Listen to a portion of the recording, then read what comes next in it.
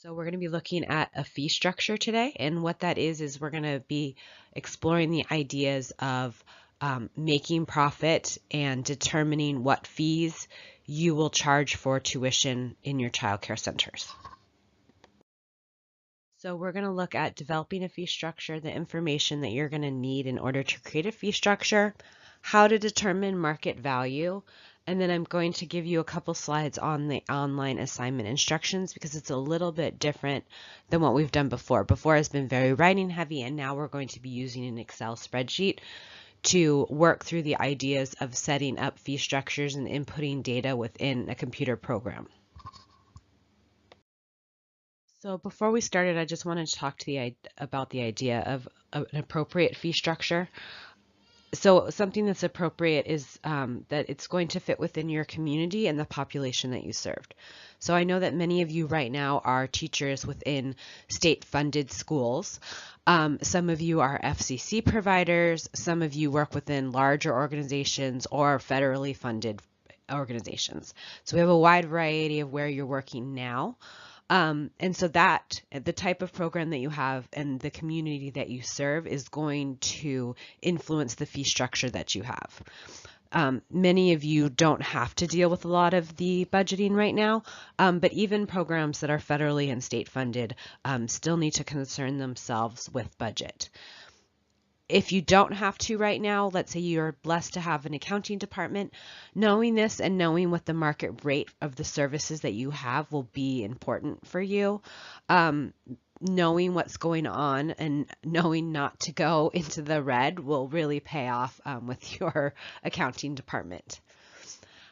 Also, having an appropriate fee structure is important for our small businesses and our FCC providers because it's going to allow you to pay expenses and grow your school. So knowing what profit you want to shoot for and how you can kind of get there is going to make sure that you can provide the livelihood for your employees, and also so that you can put some money away so that you can grow your school and hit your educational vision.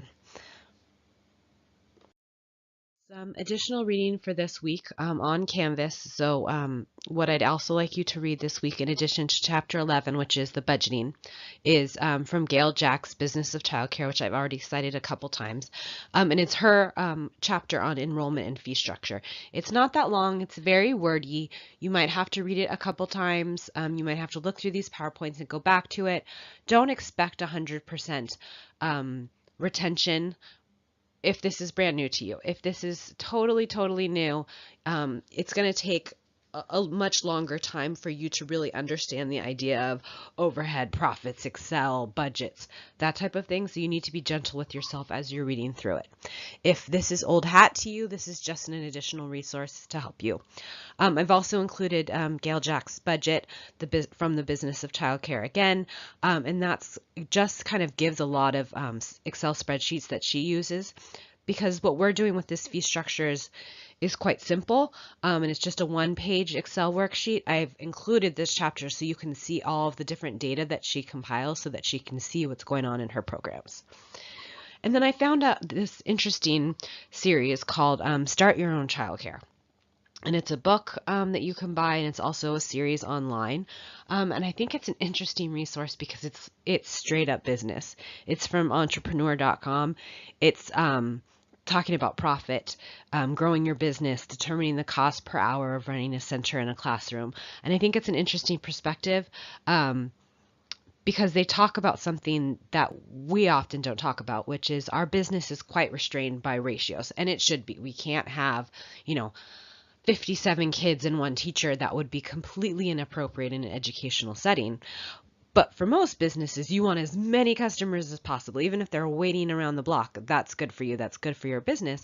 Whereas we're really restrained by ratios. So there's kind of a cap on how much we can make unless we open multiple sites. So I think it's an interesting read and an interesting perspective because it talks about the straight up business side of running childcare. So if you guys are going to become small business owners or you're already FCC providers, this might be an interesting read for you. So when determining fee structure, we need to know 3 areas. So when you're looking at your budget, you're going to need to have the hard data and what you actually spend on. First, your labor and materials, which I call classroom costs. This is for the online and assignment. So it's your salary and your benefits for employees. So what you are spending to keep your classroom running. And then you need to look at your overhead, which I call administration costs, your lease, your utilities, taxes, etc. Then you also need to think about what you want to make as a profit. So if you're a nonprofit, typically you are not going to be making profit, hence the name nonprofit. Your goal is to break even, or not be too much in the red. It really depends on the guidelines and restrictions of the programs that you are working within. If you are for profit, you are going to want to make profit. And on the left-hand side, in the margin, I have a little bit of information about for-profit schools. From the research that I've done, you're shooting for a 9 to 14% profit, and I guess 10% is average. This is from an article, The Average Profit Margin for Daycare, which is a little bit older. It's from 2010, from a writer, Tiffany Wright, who's a columnist for an Arizona website. And she was saying that profit is the final number shown on the income statement, and that's after deducting your expenses, tax, depreciation, and then interest from a company's gross revenues. So she kind of talks about daycare, and that she came up with the idea. She came up with the statistic that 10% is average within this industry. So if you're for profit, that's a little bit of information for you, and an interesting read in an Arizona website. Profit's also going to be determined by your market value, and we're going to talk about that on the next slide. It's also going to be affected by full day or part day rates. So you'll learn from your additional reading this week, which is about enrollment and fee structure, that typically your full day parents are paying in part for your part day families. Part day can be a really good way to bring in some extra money, especially if it's a 2 or 3 hour program. When I did a program on Camp Pendleton, we had an after school and before school and after school age program. And during the times when the children were in school, we ran a very small, it was 2.5 hours, mommy and me, and then part day preschool in those classrooms that were not being used while those children were at school. And it was actually fairly profitable for us. But typically, and in their smaller programs, your full day are going to be part of the day rates. So I'm going to talk a little bit about doing community surveys of other childcare centers in order to determine market rate. So we need to balance our budget and bring in more income than we're spending on expenses. But there's community variables as well. And for some of us, that's staying competitive within our market and staying relevant as well. So knowing what our community can pay, and then the type of center that you can run. A lot of, if you're looking up just balancing your own household budget, they'll talk about how 10% of your budget should go to childcare. Unfortunately, in Southern California, we pay a lot more than most people do in two gigantic areas, rent and childcare. At one point, when I was paying for my twins to attend preschool, in my household budget, I was paying my mortgage, and then I was paying for my childcare costs. So that was the number 2 cost, and then my third was food. So I was paying more in childcare costs than I was for food to feed a family of 5. I have twins, so I was paying 2 at the time. But a lot of our families will feel this as well. So unfortunately, we pay more in tuition than many other parts of the country. But so we need to know what other programs are charging so that we can stay competitive within our field. For example, in my neighborhood, there's a school that's been around. I think it was built in the 70s or 80s. It's a nice looking center, but literally across the street, a corporate center came in and built like a beautiful new center with an outdoor garden and trees and a nice playground, new paint, and like a really nice drop-off area. It's really well done. So obviously the older center needs to stay competitive. So they actually extended their hours dramatically, and they dropped fees a bit in order to be more competitive with that new center that opened up across the street. So how do you stay competitive, and how do you determine what the market rate is, which is going to impact how much you charge? And this can be tricky. I think the best thing to do is to research online. You can find a lot of information about what larger programs are charging in fees, or networking, knowing people within our own industry who we can talk to and just generally get an idea of what they're charging. And then professional groups for small business owners, for childcare business runners. There are professional groups like that where we can talk about setting tuition and fee structures, increasing enrollment. In Gail Jack's Business of Childcare, she talks about cold calls. If you do cold call other centers, you need to expect that there will be resistance, and that you need to be hyper professional. I don't actually recommend this. I think it can be difficult because our human reaction when money is concerned is to be a little cagey. And all of our centers have its own variables about families we serve, where our funding is coming from, and that might not be something that we want to let somebody know who's just calling us on the telephone. So just understand that it's going to be a normal human reaction to be a little bit cagey about what you charge. And it's going to be a decision that you need to make for yourself about how you obtain information about other centers' tuition, and to be professional in all aspects when talking with other people, either networking or asking for their prices. So the learning objective for this online assignment, I wanted to talk about this first before I actually get into the instructions. Because I wanted to make it pretty clear about what I'm looking for. In this class, we've been writing a lot, and we've been writing a lot of drafts of things like contracts, discipline policy, mission statements, things like that. So things that we can use further for our director's file, parent brochures, employee handbooks. We've been writing those together and exploring that together. So now we're kind of doing something a little bit different. We're going to be learning and exploring the idea of determining a fee structure. So I just really wanted to introduce students to using Excel, because budgeting computer programs are very similar to what Excel is. So by introducing you to Excel, I'm introducing you to something that your accountant will use or Quicken uses.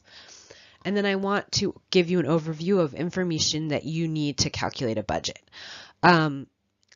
I'm giving you numbers. I'm creating a fictional daycare, the Van Scoik Child Care Center. And I'm providing the numbers for you. But it's important, if you were to do this on your own, that you had an overview, you had a lot of the information that you need. There's a lot of data and a lot of hard numbers that you need in order to calculate it. So really just what I want from this assignment is that you guys are working through the ideas of determining fee structure, using Excel, and feeling comfortable about budgets.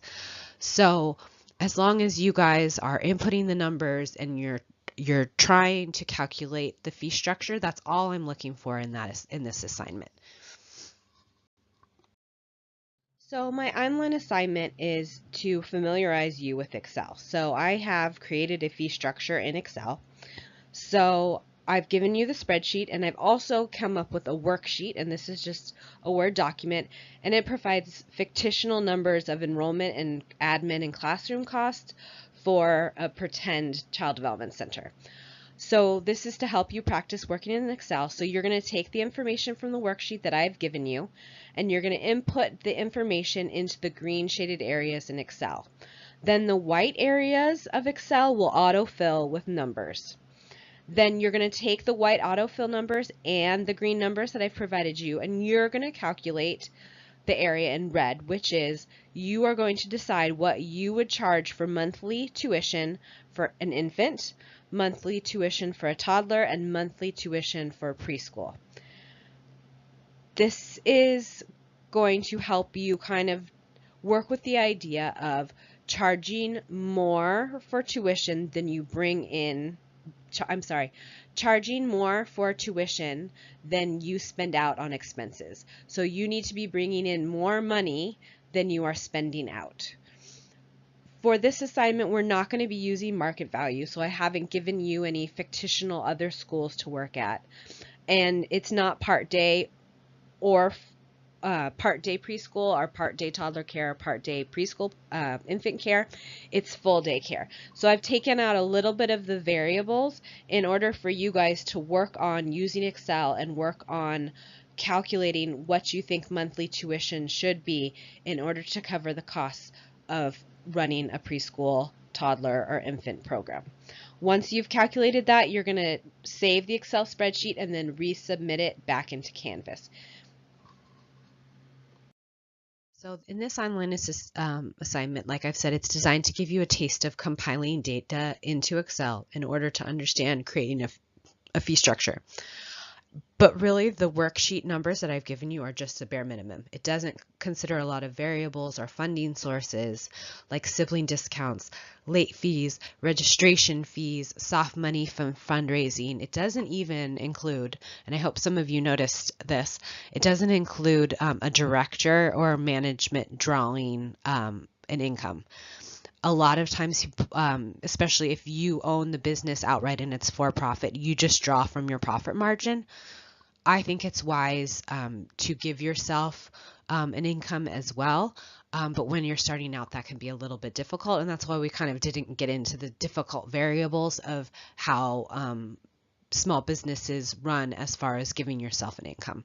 So there's a lot of information that this doesn't cover. It's just the bare minimum numbers that I gave you in the worksheet. So like lights on in the classrooms, paying your rent, providing payroll taxes, giving your staff salary. So it's literally just the bare minimum so that you can play with, if I have these bare minimum numbers and I have to cover it, what am I charging parents in tuition? I want to take some time and just talk about the emotional component of budgets. And that might seem a little bit unusual after talking for so long about, strictly financial management terms. Income, revenue, market value, fee structures, enrollment, to kind of switch gears and talk about the emotional part of it. But I found that the math and budget and financial management part of this can make people in our field a little bit anxious. And I think it's for two reasons. And then the first one is because we place so much value on what we do, and we should. What we do is incredibly important to the communities that we serve and the children whose lives we impact daily. So what we do is deeply important. But then to turn around and to place a financial number on the service that we provide can be a little bit difficult for people. But we need to do that. Even if we run state funded or federally funded, there is a price for what we do. And we need to be adequately compensated so that we can provide the incomes for the teachers who work for us. So it is important that we do this, but it is something that you might have to explore on your own emotionally as a person if you are getting into being an FCC provider or a small business owner, is the fact that you are going to have to charge tuition for a service like education. And then for some of you as well, you're going to have a little bit of math anxiety. I feel you on this one. Math was never my strong suit in high school. I did very poorly in math. I just graduated by the skin of my teeth because of algebra. It was a real struggle for me. I'm definitely an arty, left-brained, writing, English type of person. So I feel your pain on that one. So what I would say is, as you're working through the online assignment this week, or even reading these chapters, if you're noticing that it's been a little bit difficult, what I would do is download all of the online assignments and the chapters that you need to read, and just spend a few minutes every day playing with it. the more that you familiarize yourself with a budgeting program like Excel at home in a comfortable environment and not in a pressurized environment, the more you're going to feel comfortable. So if one of your professional goals is in a real world to have a budget, to stick to it, and to charge an income, then and tuition, then you're going to want to play with Excel and start to understand it and start to familiarize yourself with the budget side of it, and maybe at home where you can be more comfortable and you're not feeling pressurized. And the great thing for you guys is you are already enrolled in the place where you can get help with this. So if you need straight up math help, you're already enrolled at Palomar. You can go and take more math classes. As somebody in high school who struggled with math, I was attending Miracosta and I wanted to enroll in a 4-year university, and math was my stumbling block. I needed to get those 100 classes so that I could transfer. So I took an algebra class and I went to the open math lab like for 3 weeks in a row, too terrified to actually talk to any of the teachers because I thought that they were going to judge me for being like stupid, for not understanding basic algebraic formulations. Turns out that math teachers are some of the most caring people I've ever met in my life. They are there 100% to support you in learning these math concepts. So if you need some additional help, consider enrolling in some math classes and using the tutoring services that we have here at Palomar in order to help you with those professional goals.